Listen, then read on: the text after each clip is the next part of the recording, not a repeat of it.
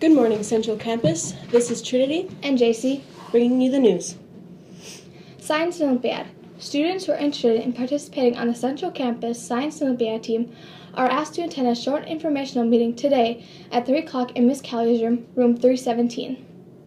Sophomores. Tomorrow, Wednesday, is the registration deadline for sophomores who are interested in taking the Pre-ACT test, formerly the Aspire Plan test.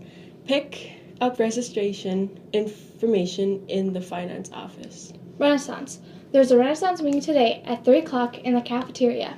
Key Club meets today at 3:10 in Miss Francis' room, room 319. Spanish Club. Spanish Club members should wear their green shirts tomorrow, Wednesday, for a yearbook picture after school in Miss Tetzoff' room, room 225.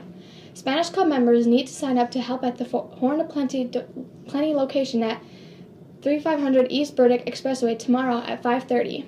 Horn of Plenty donations. Tomorrow, Wednesday, is the last day that the foreign language clubs are collecting donations for the Horn of Plenty. Collection boxes are located in the hallway in the foreign language loop. Happy birthday today to Gracie Flory, Lucas Henry, Matea Azuno, and Tyler Schindler. Lunch today is Sloppy Joe, potato smiles, salad bar, and milk. Stay tuned for a special announcement for the canned food drive.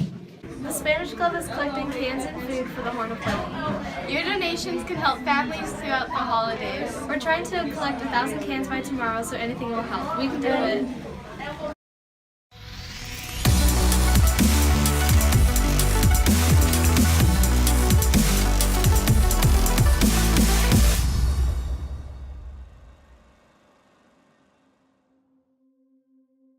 This week on The Harbor, we're going to hear from our good friend Austin Eubanks about what it's like to live with and overcome addiction as a young adult. My name's Austin Eubanks, and I'm the program director for the Foundry Treatment Center in Steamboat Springs, Colorado.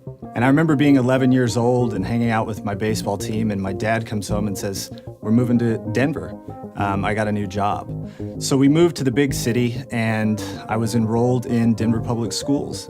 And it was culture shock for me. I could not fit in. Nobody looked like me. Nobody talked like me. Nobody liked the things that I liked. Going into high school, my parents decided that they would allow me to go out of district to find a new environment, to find a safer environment. So we started touring schools, and eventually we settled on Columbine High School. All of a sudden, things started to feel better.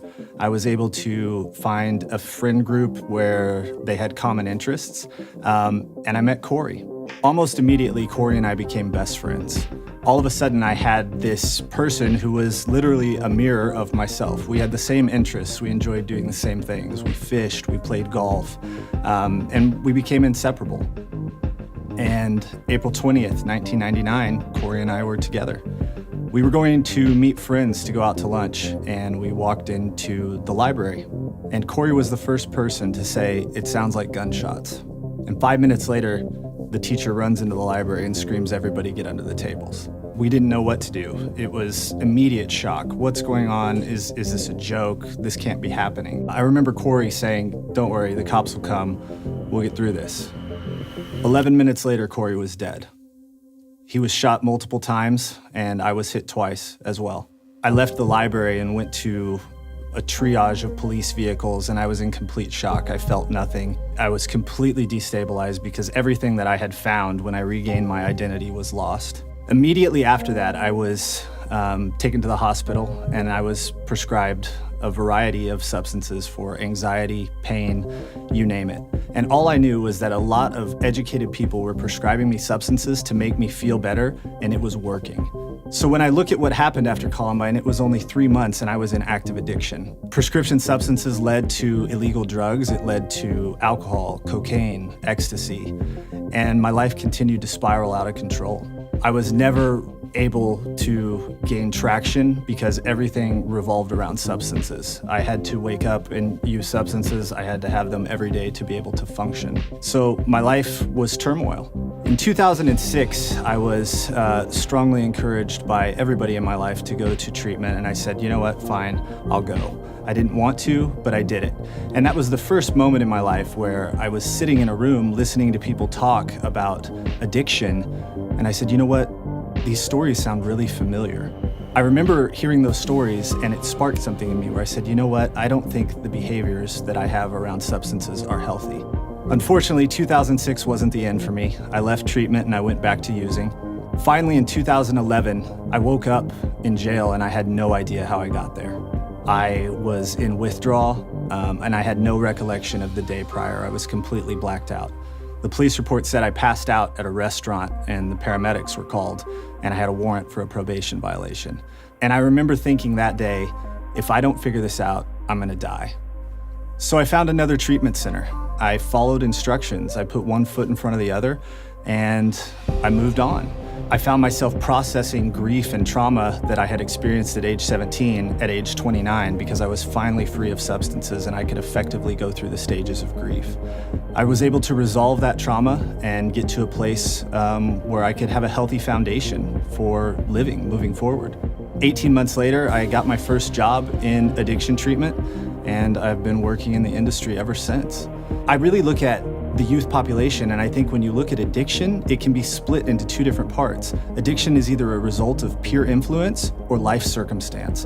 And that life circumstance can be parental influence, it can be trauma, it can be so many different things. Or you fall into a peer group where everybody's using substances and all of a sudden you're using substances as well. The most important part to changing both of those aspects is the support that you have around you. So if you have a peer group that's using substances, be the leader in that group that's going to change. And if they're not willing to fall in line behind that change, find another peer group that is. If you know somebody that's struggling from addiction, or if you have a friend that you see is heading down a road where they have unhealthy behaviors around substances, don't be afraid to talk to them. That's absolutely what they need. I remember looking back on my life and thinking that the people who were partying with me and getting messed up all the time, those were my friends. But the truth is it was the people who were trying to pull me out of that life that were my true friends. Those are the people that cared about me, and those are the people who are in my life today. It's so much easier to change the course of your life before it becomes unmanageable. If you see that you're having trouble with substances, or that you're drawn to using a substance because it makes you feel better, or it allows you to not be present, or it takes you out of your current circumstance, start making changes now, because I promise you it's going to be so much easier in the end. The point to remember is, it's not that you have a disease, it's not that you're powerless, it's that you're powerful beyond measure, and you're just not living up to your full potential.